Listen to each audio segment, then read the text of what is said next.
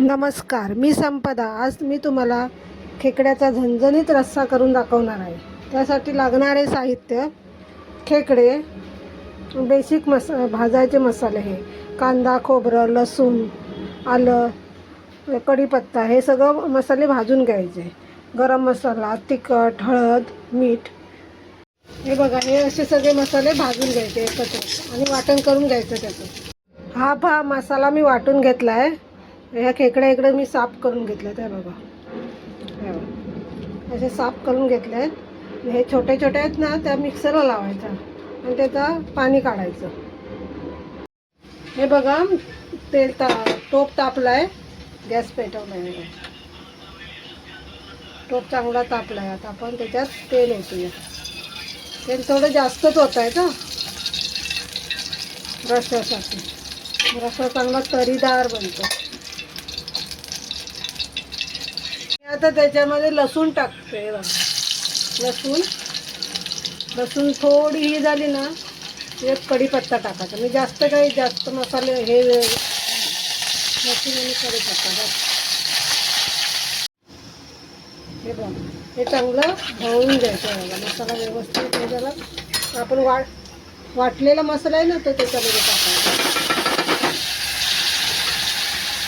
आणि मसाला वाटून घेतला होता ना मला,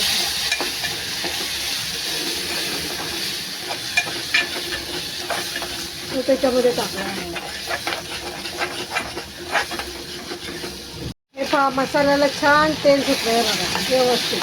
आता त्याच्यामध्ये जे खेकडे आणलेत ना, हे थोडेच आणले, हे टाकून घ्यायचे आणि एकदम मिसळून घ्यायचे, व्यवस्थित मिसळायचे. हे बघा, मी 2 मिनटं झाकून ठेवलेलं. व्यवस्थित कोटिंग झाले ते खेकडे.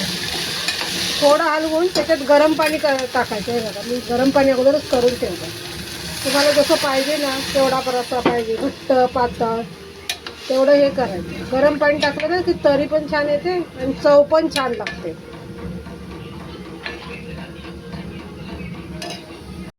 हे बघा, याला कड आला ना, व्यवस्थित कड आला.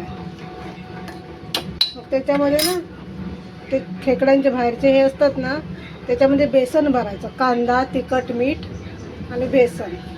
थोडीशी कोथिंबीर टाकायची, मीठ. हे असं कड आल्यावर असं सोडायचं त्याच्यामध्ये. छान लागतात. करा तुम्ही, तुम्हाला पण छान लागते. हे 15 मिनटं उकळवायचं ते आपण टाकलंय ते. हा बघा, छान असा रस्सा तयार झाला आहे बघा.